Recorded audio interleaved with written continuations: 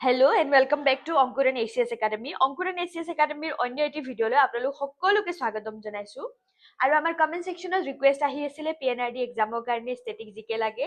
To' here we are with PNRD exam static GK. ত' আজি আমি PNRD এক্সামৰ বিষয়ে ডিছকাছ কৰিম আৰু গোটেই PDF বনোৱা আছে MCQৰ।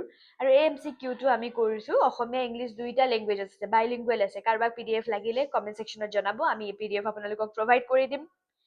তো আহক পলম নকৰাকৈ ষ্টাৰ্ট কৰোঁ। দ্য ট্ৰিটি অফ এলাহাবাদ, এয়া লিখাও আছে 1765, was signed between the British East India Company and এলাহাবাদৰ চুক্তি ব্ৰিটিছ ইষ্ট ইণ্ডিয়া কোম্পানী আৰু কাৰ মাজত হৈছিলে বুলি সুধিছে। Shah Alam two and Shujauddaula, Mir Qasim, Nawab of Awadh, Sirajuddaula, Shah Alam two, Tipu Sultan and Shah Alam two. তো ট্ৰিটি অফ এলাহাবাদ চাইন হৈছিলে 16 আগষ্ট। আৰু এটা বস্তু মনত ৰাখি দিওঁ, কেতিয়াবা ডেটো সোধে আজিকালি। 16 আগষ্ট 1765 আপোনাৰ ট্ৰিটি অফ এলাহাবাদ হৈছিলে। আৰু কিহৰ কাৰণে হৈছিলে? বক্সাৰৰ যুদ্ধ হৈছিলে। বক্সাৰৰ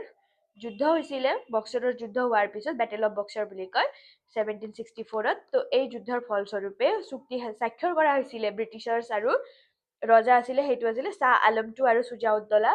মাজত মানে কি হয়, ইহঁতে মিলি ব্ৰিটিছৰ লগত চুক্তি স্বাক্ষৰ কৰে। আৰু ব্ৰিটিছসকলে মানে পলাশী যুদ্ধৰ পৰা আধা মূৰটো সোমাইছিলে ভাৰতত, গোটেই গা সোমাব পাৰে। মানে ইয়াত দিৱানী ৰাইটছ পাই যায় সিহঁতে, বিজনেছ কৰিবৰ কাৰণে সিহঁতে মানে কৰ সংগ্ৰহ কৰিবৰ কাৰণে দিৱানী ৰাইটছ পায়। আৰু ক'ৰ পৰা দিৱানী ৰাইটছ পায়? আপোনাৰ দিৱানী ৰাইটছ পায় বেংগল, বিহাৰ, উৰিষ্যাৰ পৰা। ক'ৰ পৰা পায়? বেংগল, বিহাৰ এণ্ড উৰিষ্যাৰ পৰা আপোনাৰ কি পায়? দিৱানী ৰাইট পায়। তো এইটো হৈছে আপোনাৰ ট্ৰিটি অফ এলাহাবাদ। এটা নেক্সট কুৱেশ্যন আছে, who among the following was associated with the Aligarh movement. এতিয়া আলিগড় মুভমেণ্টৰ মাজত মানে কোন জড়িত হৈ আছিল আপোনাক কুৱেশ্যন সুধিছে। তাৰ আগতে আপোনালোকে জানিব লাগিব আলিগড় মুভমেণ্ট কি হয়। আলিগড় মুভমেণ্ট কি হয় মানে, যেতিয়া ইণ্ডিয়ান মুছলিমসকলক এই 1857 ৱাৰ অফ ইণ্ডিপেণ্ডেঞ্চ হোৱাৰ পিছত মানে ইণ্ডিয়ান মুছলিমসকলৰ আপলিফ্টমেণ্টৰ কাৰণে, সিহঁতৰ ভালৰ কাৰণে, সিহঁতৰ প্ৰগ্ৰেছৰ কাৰণে মডাৰ্ণ এডুকেশ্যন, ছ'চিয়েল ৰিফৰ্ম এইবিলাক কৰিব ধৰে, কালচাৰেল ৰিজেনেৰেশ্যন এইবিলাক কৰে। মানে সিহঁতক মানে আগবঢ়াবলৈ বা গোটেই মানে ভালকে এডুকেটেড কৰিব মুছলিম সমাজক। ছ'চিয়েল মানে সিহঁতৰ সমাজ সংস্কাৰখিনি কৰিবৰ কাৰণে আলিগড় মুভমেণ্ট। তেনেকুৱা সমাজ সংস্কাৰক মানে বহুত কেইটা ছ'চাইটি আছিল ইণ্ডিয়ান। সেই ইণ্ডিয়ানৰ কি আছিল আপোনালোকে জানে যদি মোক কমেণ্ট ছেকশ্যনত জনাওক। তাৰপিছত ব্ৰহ্ম সমাজ, আৰ্য সমাজ এনেকুৱা ছ'চাইটি আছিলে। তো সেনেকে আলিগড় মুভমেণ্টটো মানে খোলা গৈছিলে। তো সেইটো কোনে খুলিছিলে আৰু কোনো চনত খুলিছিলে? সেইজন আছিলে ছাৰ চৈয়দ আহমেদ। তেখেতক ছাৰ চৈয়দ আহমেদ বুলি কয়। আৰু এইটো আলিগড় মুভমেণ্ট মানে ফাউণ্ডেড বা খোলা হৈ গৈছিলে 1875। ঠিক আছে, চনটো মনত ৰাখিব আপোনালোকে। So the Ahom Mughal conflicts in Assam reach in a turning point with the Battle of Saraighat led by Ahom মোগলৰ যোনটো যুদ্ধ হৈছিলে। আপোনালোকে আহোম হিষ্ট্ৰী বাস্তৱ ছাৰে কৰাইছে চাগে, আপুনি ইউটিউব চেনেলত গৈ চাব পাৰে।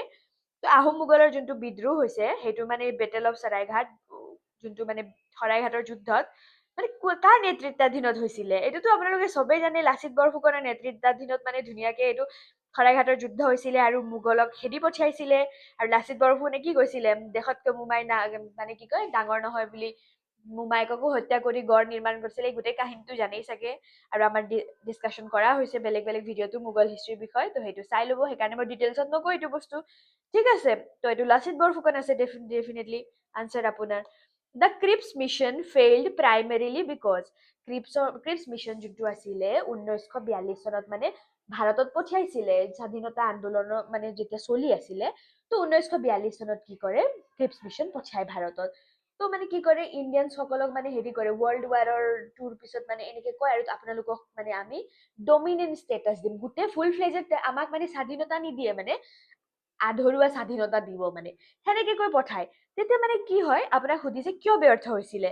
ইট প্ৰপ'জ ইমিডিয়েট ইণ্ডিপেণ্ডেঞ্চ, ই তাৎক্ষণিক স্বাধীনতাৰ প্ৰস্তাৱ দিছিলে। সেইটো হোৱা হলে থৰি ফেইল হলে হয়, নহয় ন?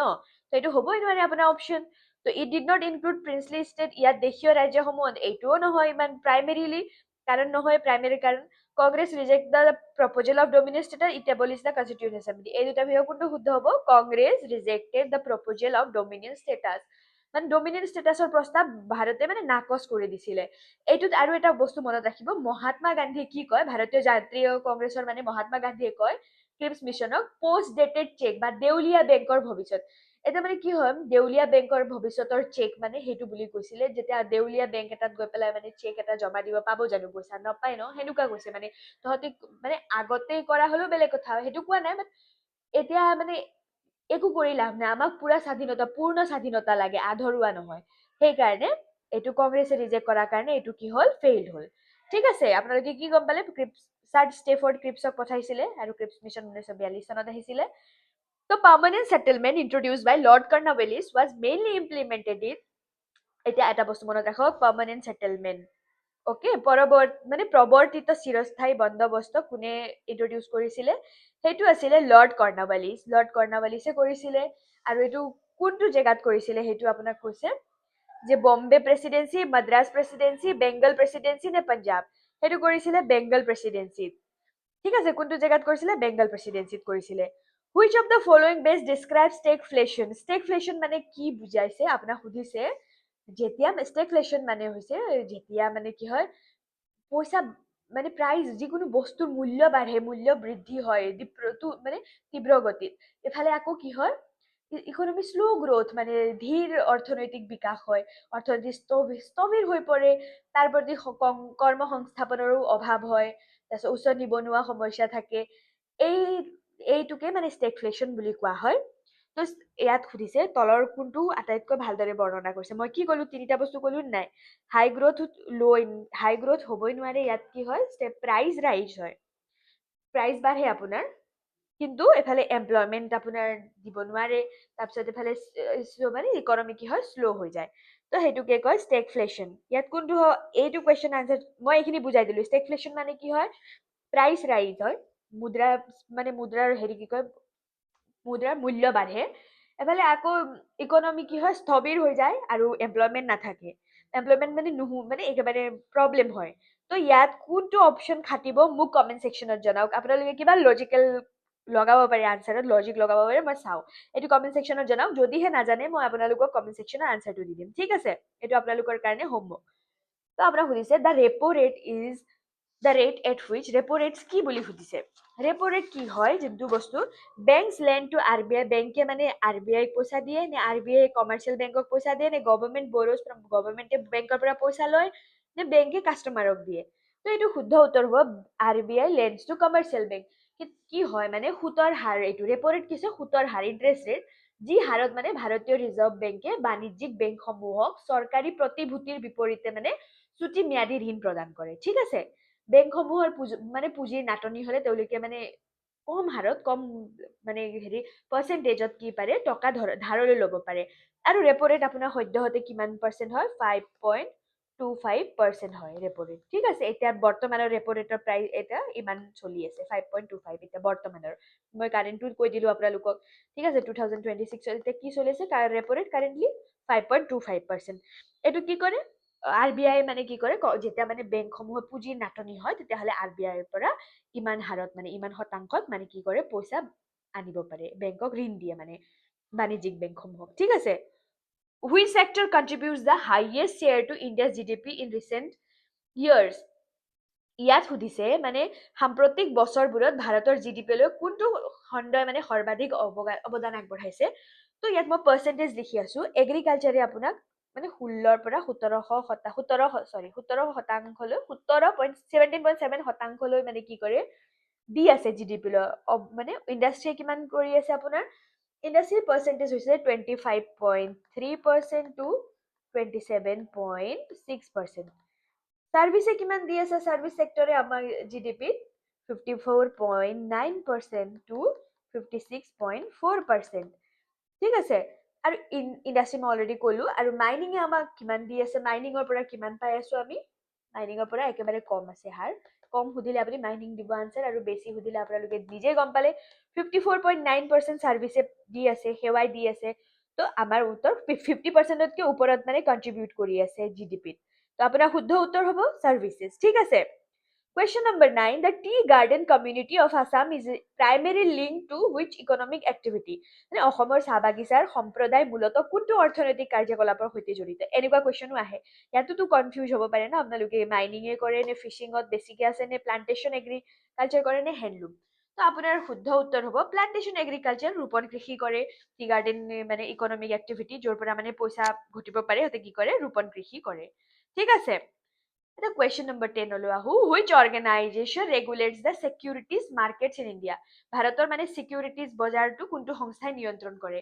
তো এইটো আপোনাৰ চিধা আনচাৰ কম, চেবিয়ে কৰে। চেবিৰ ফুল ফৰ্ম আকৌ জানিব লাগিব, কেতিয়াবা ফুল ফৰ্ম সোধে। Securities and exchange board of India. কি হয় চেবিৰ full form? Securities and exchange board of India. ঠিক আছে, এইটো হৈছে আপোনালোকৰ চেবিৰ ফুল ফৰ্ম। আৰু চেবি কি কৰে, বিনিয়োগকাৰীৰ স্বাৰ্থ ৰক্ষা কৰাৰ কাৰণে মানে ছিকিউৰিটিজ বজাৰৰ উন্নয়ন সাধন কৰাৰ ক্ষেত্ৰত মানে চেবিয়ে কাম কৰে। আৰু চেবি কেতিয়া গঠন হৈছিলে বুলি ক'লে 1988 চনত গঠন হৈছিলে। আৰু 1992 মানে চনৰ পৰা কি হয়, চেবিৰ ষ্টাৰ্ট হয় মানে প্ৰপাৰ কাম কৰিবলৈ। ঠিক আছে, এইটো বস্তু হৈছে চেবিৰ বিষয়ে আপোনালোকে জানিলে, ছিকিউৰিটি বজাৰসমূহ আৰু কি কৰে, বিনিয়োগকাৰীৰ স্বাৰ্থ ৰক্ষা কৰে, ছিকিউৰিটি দিয়ে, পইচাৰ বজাৰ উন্নয়নৰ সাধন কৰে। ঠিক আছে, আৰু ছিকিউৰিটি ফুল ফৰ্ম কি ক'লো, securities and exchange board of India. এইটো মনত ৰাখিব। আৰু কেতিয়া গঠন হৈছিলে? 1988 চনত গঠন হৈছিলে। ঠিক আছে, বুজি পালে আপোনালোকে? তো question number 11, which part of the Indian constitution deal with the fundamental duties? এতিয়া ফাণ্ডামেণ্টেল ডিউটিজ বুলি ক'লে কি হয়, মৌলিক কৰ্তব্য নহয় জানো? এতিয়া কোনটো খণ্ডত মানে মৌলিক কৰ্তব্যৰ বিষয়ে মানে হেৰি কৰা আছে, উল্লেখ কৰা আছে? তো পাৰ্ট 2, পাৰ্ট 3, পাৰ্ট 4A নে পাৰ্ট 5? এতিয়া আপোনাৰ কুৱেশ্যনৰ শুদ্ধ আনচাৰ হ'ব পাৰ্ট 4A। আৰু ক'ত আছে? আৰ্টিকেল কিমান হ'ব? 51A আছে। ঠিক আছে, আৰ্টিকেল 51A আছে। এতিয়া 1974 চনৰ 1976 চনৰ কি হয়, 1976 চনৰ মানে 42nd এমেণ্ডমেণ্ট এক্টত মানে কি হয়, অন্তৰ্ভুক্ত কৰা হৈছিল। আৰু এই কৰ্তব্যসমূহ নাগৰিকৰ নৈতিক দায়িত্ব, যাৰ উদ্দেশ্যে দেশ প্ৰেম মানে জগাই তোলাৰ আৰু ৰাষ্ট্ৰৰ ঐক্য তথা অখণ্ডতা ৰক্ষা কৰিবৰ কাৰণে মানে মৌলিক কৰ্তব্যখিনি মানে কি হৈছিলে, আনা গৈছিলে নহয় জানো সংবিধানত? তো সংবিধানৰ মৌলিক কৰ্তব্যখিনি মই এবাৰ কৈ দিওঁ আপোনালোকক। সংবিধান মানি চলিব লাগে, স্বাধীনতা সংগ্ৰামৰ আদৰ্শক মানে আপুনি কি সন্মান কৰিব লাগে, সাৰ্বভৌমত্ব ৰক্ষা কৰিব লাগে, দেশৰ প্ৰতি সেৱা আগবঢ়াব লাগে, ভাতৃত্ববোধ ৰাখিব লাগে, সাংস্কৃতিক ঐতিহ্য মানে কৰিব লাগে, ৰক্ষা কৰিব লাগে, পৰিৱেশ ৰক্ষা কৰিব লাগে, বৈজ্ঞানিক মানসিকতা, মানৱতাবাদ আৰু অনুসন্ধান তথা সংস্কাৰৰ মানসিকতা গঢ়ি তুলিব লাগে, ৰাজহুৱা সম্পত্তি ৰক্ষা কৰা, উৎকৰ্ষ সাধন কৰা, শিক্ষাৰ সুযোগ দিয়া, এইবিলাকে আপোনালোকৰ কি হয়, আপোনালোকৰ এইখিনি মৌলিক কৰ্তব্য। ঠিক আছে, এইখিনি মৌলিক কৰ্তব্য আপোনাৰ স্কুলৰ পৰা পঢ়ি আহিছে চাগে, গম পাবই। তাৰপিছত এতিয়া সুধিছে, the concept of judicial review in India is borrowed from. ন্যায়িক পুনৰীক্ষণৰ মানে ধাৰণাটো ক'ৰ পৰা অনা হৈছে আপোনালোকক সুধিছে। UK, USA, আয়াৰলেণ্ড নে কানাডা? তো এইটো শুদ্ধ উত্তৰ কি হ'ব আপোনালোকৰ? এয়া আনিছে মানে ভাৰতৰ সংবিধানৰ বহুত পাৰ্টখিনি বেলেগ বেলেগ দেশৰ পৰা আনিছে। যিটো ন্যায়িক পুনৰীক্ষণ মানে আছে, সেইটো ক'ৰ পৰা আনিছে? আমেৰিকা যুক্তৰাষ্ট্ৰৰ পৰা আনিছে।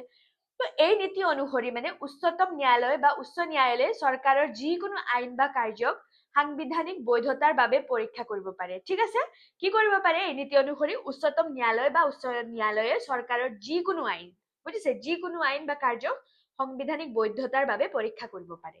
সেইকাৰণে ইয়াক জুডিচিয়েল ৰিভিউ বুলি কোৱা হয়, পুনৰীক্ষণ কৰা হয়। ঠিক আছে, এইটো হৈছে আপোনালোকৰ জুডিচিয়েল ৰিভিউ। এটা আছে money bill. Money bill can be introduce only in, money bill ক'ত ইন্ট্ৰডিউচ কৰা হয়? মানি বিল বেচিকেলি লোকসভাত ইন্ট্ৰডিউচ কৰা হয়। আৰু মানি বিলৰ কথা কোনটো আৰ্টিকেলত আছে সেইটোও জানিব লাগিব। 110 আৰ্টিকেল নম্বৰ 110ত মানি বিলৰ কথা উল্লেখ কৰা আছে। আৰু ইয়াত কি হয়, ৰাষ্ট্ৰপতিৰ আপুনি প্ৰথমতে অনুমোদন প্ৰয়োজন হয় মানি বিল ইন্ট্ৰডিউচ কৰিবৰ কাৰণে। তো লোকসভাত মানে কি হয়, গৃহীত হোৱাৰ পিছত এইটো ৰাজ্যসভালৈ প্ৰেৰণ কৰা হয়, য'ত মানে ৰাজ্যসভাই মানে ইয়াক বেছি দিন ৰাখিব নোৱাৰে, সৰ্বোচ্চ 14 দিনৰ ভিতৰত মানে উভতাই পঠিয়াব লাগে। ৰাজ্যসভাই ধন বিধেয়ক সংশোধন এইটো বা মানি বিল আপোনাৰ কি কয়, নাকচ কৰিব নোৱাৰে। ঠিক আছে, এইটো হৈছে আপোনালোকৰ মানি বিল। এতিয়া আছে question number 14, the 6th schedule of the constitution is related to. কোনটো সংবিধানৰ 6ষ্ঠ অনুসূচী কিহৰ সৈতে জড়িত আপোনাক সুধিছে। তো সেইটো কিহৰ সৈতে জড়িত? Urban governance, fundamental rights, tribal administration নে ইমাৰ্জেঞ্চি প্ৰভিজনছ? তো এইটো হৈছে ট্ৰাইবেল এডমিনিষ্ট্ৰেশ্যনৰ কাৰণে জড়িত হয়। এতিয়া ট্ৰাইবেল আমাৰ অসম, মেঘালয়, ত্ৰিপুৰা, মিজোৰাম, এনেকে মনত ৰাখিব, ATMM। অসম, আসাম, এটি মানে ত্ৰিপুৰা, আসাম, ত্ৰিপুৰা, মিজোৰাম আৰু কি হয়, মেঘালয়া। ঠিক আছে, আপোনালোকে মনত ৰাখিব ATMM শ্বৰ্ট ফৰ্মত। মেঘালয়া এইকেইটা জেগাত মানে কি হয়, 6ষ্ঠ মানে অনুসূচী মানে এইকেইখন জাগাৰ লগত ৰিলেটেড হয় ট্ৰাইবেল এডমিনিষ্ট্ৰেশ্যন জনজাতীয় প্ৰশাসনৰ বাবে সংবিধানৰ ৬ষ্ঠ অনুসূচী আনা গৈছে ঠিক আছে এতিয়া আহক next question Assam has autonomous councils mainly under which schedule এতিয়া ভাৰতত যে স্বায়ত্ত শাসিত পৰিষদসমূহ আছে সেইটো সুধিছে কোনখন অনুসূচীৰ অধীনত গঠিত বুলি আপোনালোকক সুধিছে তো কি হয় 6 শিডিউলটো কেতিয়া হয় ভাৰতৰ সংবিধানৰ মানে অনুসৰি অসমৰ জনজাতীয় অঞ্চলসমূহৰ প্ৰশাসনৰ বাবে মানে অট'নমাছ ডিষ্ট্ৰিক্ট কাউন্সিলখিনি গঠন কৰা হয় ঠিক আছে তো কৈয়ে দিলো এইটো 6 শিডিউলত আছে তো 6 শিডিউলতে আছে তাৰপিছত 6 শিডিউল অসমৰ মূল হস্ত মানে 6 শিডিউলত পৰা মানে পৰিষদসমূহ কি হয় কাৰ্বি আংলং স্বায়ত্ত শাসিত পৰিষদ ডিমা হাছাও স্বায়ত্ত শাসিত পৰিষদ আৰু কি হয় বড়োলেণ্ড টেৰিটৰিয়েল কাউন্সিল এই তিনিখন হৈছে স্বায়ত্ত শাসিত পৰিষদ ঠিক আছে এইটো আপোনালোকৰ all about 6 schedule which of the following soil is most suitable for tea cultivation in Assam এটা সুধিছে মানে এতিয়া চাহ খেতিৰ বাবে কোনটো মাটি অসমৰ কাৰণে ইম্পৰ্টেণ্ট হয় মৰুভূমিৰ মাটি কলা মাটি পলসুৱা মাটি নে লেটেৰাইট মাটি এতিয়া আপোনালোকক লাগিছে চাগে পলসুৱা মাটি নহয় এইটো লেটেৰেট সইল লাগে কি কেনেকুৱা মানে গভীৰ সাৰুৱা আৰু পানীত জমা নহয় য'ত আটাইতকৈ মানে কি হয় উপযোগী কি কয় হিউমাছ আৰু জৈৱিক পদাৰ্থসমূহ মানে প্ৰচুৰ পৰিমাণে থাকে তো লেটেৰেট সইল হয় আপোনাৰ শুদ্ধ আনচাৰ য'ত মানে গভীৰ সাৰুৱা আৰু পানী জমা নোহোৱা মাটি ঠিক আছে the Brahmaputra river is known as Tsangpo in এটা ব্ৰহ্মপুত্ৰ নদীৰ বহুত নাম আছে যেতিয়া টিবেটৰ ব্ৰহ্মপুত্ৰ নদী আৰম্ভ হয় তাক চাংপো বুলি কয় এটা গম পাইছে চাংপো তো ভাৰতত আপোনালোকে কি বুলি জানে বেলেগ বেলেগ নাম অৰুণাচল প্ৰদেশত আপুনি দিহাং বা চিয়াং বুলি কয় অৰুণাচলত কি কয় অৰুণাচল এপি বুলি লিখিছো দেই দিহাং বা চিয়াং কি হয় দিহাং বা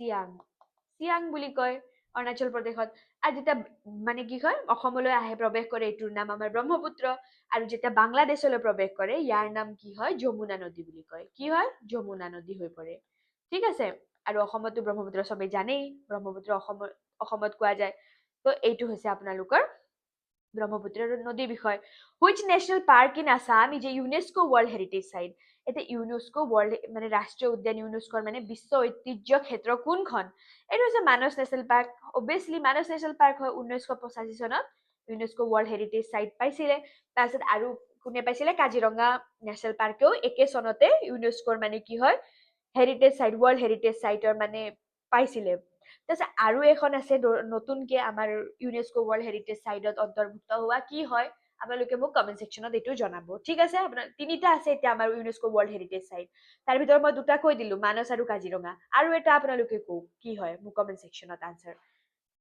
the phenomenon of river braiding is commonly নদীৰ মানে ব্ৰেডিং পৰিঘটনা মানে সাধাৰণতে ক'ত দেখা যায় মালভূমিত নে মৰুভূমি অঞ্চলত নে প্লাৱন ভূমিত নে পৰ্বতৰ শৃংগত তো আপোনাক এইটো কুৱেশ্যন সুধিছে নদীৰ প্লাৱন ভূমিত অবভিয়াছলি আনচাৰটো মই কৈ দিছো নদীৰ প্লাৱন ভূমিত এটা প্লাৱন ভূমি মানে ফ্লাড প্লেইনছত যেতিয়া কোনো নদীয়ে মানে ইমান বেছি পৰিমাণে পলস বা বোজা কঢ়িয়াই আনে যে ই মানে ইয়াৰ বোজা বহন কৰিব নোৱাৰি অৱবাহিকা বা সমভূমিত জমা কৰিবলৈ বাধ্য হয় তেতিয়া নদীৰ গতিপথটো মানে বহুত সৰু সৰু শাখা প্ৰশাখাত বিভক্ত হৈ পৰে সেইটোকে মানে কি কয় ব্ৰেইডেড ৰিভাৰ বুলি কয় কি কয় ব্ৰেইডেড ৰিভাৰ তো বুজি পালে ব্ৰেইডেড ৰিভাৰৰ কনচেপ্ট মই আকৌ এবাৰ আপোনালোকক ক'ম যেতিয়া মানে কোনো নদীয়ে বেছি পৰিমাণে পলস বা বোজা কঢ়িয়াই আনিব নোৱাৰে আনে যে ইয়াৰ বোজা বহন কৰিব নোৱাৰি মানে কি কৰে অৱবাহিকা বা সমভূমিত জমা কৰিবলৈ বাধ্য হৈ যায় তেতিয়া নদীৰ গতিপথটো বহুত সৰু সৰু শাখা বা প্ৰশাখাত বিভক্ত হৈ পৰে সেইটোকে কি কোৱা হয় ব্ৰেইডেড ৰিভাৰ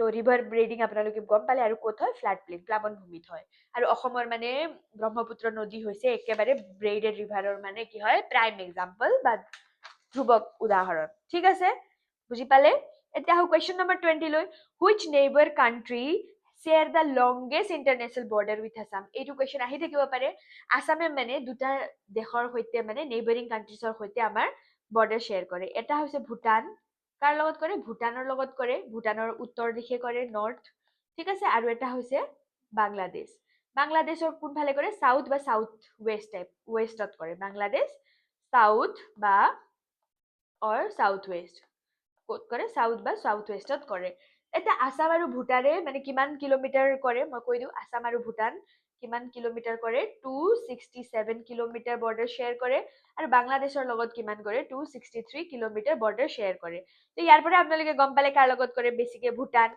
আৰু এটা মই অকমান বৰ্ডাৰ খিনি ভূটানৰ লগত কোন কোন ডিষ্ট্ৰিক্টে কৰে কোকৰাঝাৰ চিৰাং বাক্সা ওদালগুৰি এইবিলাকে কৰে বাংলাদেশত কৰিমগঞ্জ কাছাৰ ধুবুৰী এইবিলাক জিলাই কৰে ঠিক আছে which vitamin is primarily synthesized when the skin is exposed to the sunlight এটা ভিটামিন খুদিছে আপোনাৰ কোনটো ভিটামিন মানে ছালত মানে সূৰ্যৰ পোহৰ পৰিলে প্ৰধানকৈ কোনবিধ ভিটামিন সংশ্লেষিত হয় মানে যেতিয়া সূৰ্যৰ ৰশ্মি বিশেষকৈ ইউভি ৰেজ বুলি কয় ইউভি বি ৰেজ মানে ছালত পৰে তেতিয়া ছালত থকা মানে ডিহাইড্ৰ কলেষ্টৰেল বুলি কয় নামৰ পদাৰ্থবিধ মানে ভিটামিন D3 লৈ ৰূপান্তৰিত হয় তো অবভিয়াসলি আপোনাৰ শুদ্ধ আনসাৰ হৈছে ভিটামিন ডি ওকে এইটো হৈছে আপোনাৰ শুদ্ধ answer the unit of electrical resistance কি হয় বৈদ্যুতিক ৰোধৰ একক কি এইটো আপোনালোকে জানে চাগে ন সৰুৰে পৰা পঢ়ি আহিছে হয় আৰু টো কেনেকুৱা হয় চিম্বলটো কেনেকুৱা ঠিক আছে ভালকে লিখা নাই এইটো হয় চিম্বল তো আপোনাৰ কি হয় বৈদ্যুতিক ৰোধৰ একক কি হয় বুজি পালে which part of the human brain controls balance and coordination মানুহৰ মগজুৰ কোনটো অংশই মানে ভাৰসাম্য আৰু সমন্বয় নিয়ন্ত্ৰণ কৰে তো মই আপোনাক কৈ দিম গোটেইকেইটা অলপ অলপ কৈ দিওঁ চেৰিব্ৰাম কি হয় চেৰিব্ৰামে কি কৰে চিন্তা স্মৃতি শক্তি আৰু সচেতন কাৰ্যকলাপ নিয়ন্ত্ৰণ কৰে এইটোত কি হয় চেৰিব্ৰামত চিন্তা কৰিব পাৰে আপুনি স্মৃতি শক্তি মনত ৰাখিব পাৰে আপুনি সচেতন হৈ থাকে মনটো তো চেৰিব্ৰামে এইটো কাৰ্যকলাপ কৰে আপোনাৰ তাৰ পিছত আছে মেডুলাত কি হয় হৃদস্পন্দন হয় উশাহ নিশাহৰ দৰে মানে ক্ৰিয়া নিয়ন্ত্ৰণ কৰে এতিয়া যোনটো আপুনি উশাহ নিশাহ হৈ আছে ল'ব পাৰি আছে হৃদস্পন্দন হৈ আছে আপোনাৰ তো এইখিনি কি কৰে মেডুলাই চম্ভালে তাৰপিছত চেৰিবেলামে কি কৰে মগজুৰ এই অংশটোৱে শৰীৰৰ একচুৱেলি আনসাৰ আপোনাৰ চেৰিবেলাম হয় তো চেৰিবেলামে কি কৰে আপোনাৰ শৰীৰৰ অংশ মানে ভাৰসাম্য অৱস্থিতি আৰু কোঅৰ্ডিনেশ্যন পেশীৰ মানে কি কৰে সমন্বয় নিয়ন্ত্ৰণ কৰিব পাৰে তো সেইকাৰণে আপোনাৰ শুদ্ধ উত্তৰ চেৰিবেলাম হ'ব এতিয়া হাইপথেলামাসো জানিব লাগিব হাইপথেলামাসে কি কৰে শৰীৰৰ উষ্ণতা বা তৃষ্ণা এইবিলাক পিয়াহ ভোক এইবিলাকক নিয়ন্ত্ৰণ কৰি ৰাখে ঠিক আছে আপোনাৰ শুদ্ধ উত্তৰ হৈছে চেৰিবেলাম The pH value of a neutral solution is আপোনাক সুধিছে এটা নিৰপেক্ষ দ্ৰৱৰ মানে pH solution আপোনাৰ কিমান হ'ব তো এটা শুদ্ধ উত্তৰ 7 হয় ঠিক আছে এতিয়া আহো question number 25 লৈ which greenhouse gas has the highest global warming potential এইটো বস্তু কোৱেশ্যনত চাব highest global warming potential সেইটো হৈছে আপোনাৰ ডাইৰেক্টলি আহো এনসাৰত ক্ল'ৰ'ফ্ল'ৰ'কাৰ্বনে মানে কি হয় একদম সালফাৰ হেক্সাফ্লুৰাইড বুলি গেছ আছে সেনেকে মানে বহুত বেছিকে মানে কি কৰে কাৰ্বন ডাই অক্সাইডটো আপোনালোকে জানে চাগে কাৰ্বন ডাই অক্সাইডতছেও বেছি মানে কি কয় গোলকীয় উষ্ণতা বৃদ্ধিৰ মানে এইবিধ সেউজ গেছত মানে কি হয় গোলকীয় উষ্ণতা বৃদ্ধিৰ মানে বহুত সম্ভাৱনা থাকে ঠিক আছে এটা 26 India's push toward digital public infrastructure is largely supported by platforms like এটা ভাৰতৰ ডিজিটেল ৰাজহুৱা আন্তঃগাঁথনিৰ প্ৰসাৰত মূলত কোনবোৰ প্লেটফৰ্মে মানে আপোনাক সমৰ্থন দিছে বুলি সুধিছে Aadhaar and UPI ISRO and DRDO RBI and SEBI GST and census তো এইটো আপোনালোকে কুৱেশ্যন দেখিয়ে গম পাইছে চাগে এতিয়া ডিজিটেল পাব্লিক ইনফ্ৰাষ্ট্ৰাকচাৰত আপোনাক ইম্পৰ্টেণ্ট দিছে এইটো কি হয় আধাৰ এণ্ড UPI ভাৰতৰ মানে ডিজিটেল পাব্লিক ইনফ্ৰাষ্ট্ৰাকচাৰত মানে মূলত আধাৰ আৰু UPI এই দুটা প্লেটফৰ্মৰ ওপৰত ভিত্তি কৰি গঢ়ি উঠিছে এটা তাত তিনিটা মানে কি ট্ৰিনিটি আছে মানে ডিজিটেল বিপ্লৱৰ দেই জনধন আধাৰ মোবাইল বুলি কয় ট্ৰিনিটি জেম বুলি মনত ৰাখিব ওকে জনধন আধাৰ মোবাইল এই ট্ৰিনিটি ডিজিটেল বিপ্লৱৰ মূল ভেটি ওকে তাৰপিছত ইছৰো আৰু DRDO কিয় নহয় ইহঁতে মহাকাশ বা আৰু প্ৰতিৰক্ষা গৱেষণাৰ প্ৰতিষ্ঠান হয় RBI SEBI কি হয় বিত্তীয় নিয়ন্ত্ৰক সংস্থা হয় GST এণ্ড চেন্সাছ কি হয় কৰ আৰু গণনাৰ সৈতে জড়িত সিহঁতে ডিজিটেল ইমান কাৰো লগত হেৰি নহয় ইম্পৰ্টেণ্ট নহয় যিমান আধাৰ আৰু UPI হয় তো এতিয়া ভাৰতৰ ডিজিটেল ৰাজহুৱা আন্তঃগাঁথনিৰ প্ৰসাৰত মূলত কোনবোৰ প্লেটফৰ্মে আপোনাক সমৰ্থন দিছে বুলি ক'লে কি ক'ব আপোনালোকে নেক্সট আধাৰ এণ্ড UPI ঠিক আছে Which city is considered the gateway to Northeast India? আপোনাক সুধিছে কোনখন চহৰক উত্তৰ পূব ভাৰতৰ প্ৰৱেশদ্বাৰ এইটোতো আপোনালোকে জানে চাগে মই কেইটামান শুদ্ধ উত্তৰো দিছো কমেন্ট সেকশ্যনৰ কাৰণে উত্তৰ পূব ভাৰতৰ প্ৰৱেশদ্বাৰ গেটৱে অফ কোনটো হয় গুৱাহাটী হয় নহয় কোনটো হয় গুৱাহাটীক কিয় কয় গুৱাহাটীত মানে উত্তৰ পূব ভাৰতৰ প্ৰৱেশদ্বাৰ কিয় কয় কি কাৰণ ই উত্তৰ পূৰ্বাঞ্চলৰ আটাইতকৈ ডাঙৰ চহৰ আৰু ইয়াৰ ভৌগোলিক অৱস্থান আৰু বিমান ৰেলপথ এইবিলাক পৰিবহণৰ মানে উন্নত ব্যৱস্থা আছে মানে ইয়াত কি হয় উত্তৰ পূবৰ ৰাজ্যসমূহলৈ যোৱাৰ বাবে মানে প্ৰধান প্ৰৱেশদ্বাৰ হিচাপে মানে গণ্য কৰা হয় কাম কৰে আৰু এইটো হৈছে আপোনাৰ শুদ্ধ উত্তৰ Guwahati. The act east policy primarily aims to strengthen relation with. এতিয়া এক্ট ইষ্ট পলিচি কোনে মানে কৈছে বুলি ক'লে আনচাৰ হ'ব কাৰ মাজত হৈছে সাউথ ইষ্ট এছিয়া দক্ষিণ পূব এছিয়াৰ মাজত হৈছে ভাৰত চৰকাৰৰ এক্ট ইষ্ট পলিচিৰ মূল লক্ষ্য কি হয় এছিয়ান আৰু দক্ষিণ পূব এছিয়াৰ দেশসমূহৰ সৈতে মানে অৰ্থনৈতিক কৌশলগত আৰু সাংস্কৃতিক সম্পৰ্ক সুদৃঢ় কৰি ৰাখা ঠিক আছে কি হয় অৰ্থনৈতিক কৌশলগত আৰু সাংস্কৃতিক সম্পৰ্ক সুদৃঢ় কৰি ৰাখিবৰ কাৰণে ভাৰত চৰকাৰে এক্ট ইষ্ট পলিচি আনিছে তো 29 Majuli is located in Assam is famous for being Majuli আছে যোনটো মাজুলী কি হয় কি বুলি কয় মাজুলী সেইটো আপোনালোকৰ মুখে মুখে আছে লাৰ্জেষ্ট ৰিভাৰ আইলেণ্ড সৰ্ববৃহৎ নদীদ্বীপ ঠিক আছে লাৰ্জেষ্ট ৰিভাৰ আইলেণ্ড এতিয়া লাষ্ট কুৱেশ্যনলৈ আহো question number 30 the flood problem in Assam is mainly due to এতিয়া আপুনি অসমত বানপানীৰ সমস্যা দেখা পাই আছে এতিয়াও বানপানী হৈ আছে গুৱাহাটীত দেখিছে বা বহুত জাগাত মানে বানপানীৰ সমস্যা জৰ্জৰিত হৈ আছে তো কি হয় ইয়াৰ মানে মেইন কাৰণটো সুধিছে কাৰণ কি হয় লো ৰেইনফল এক্সেছ স্নোফল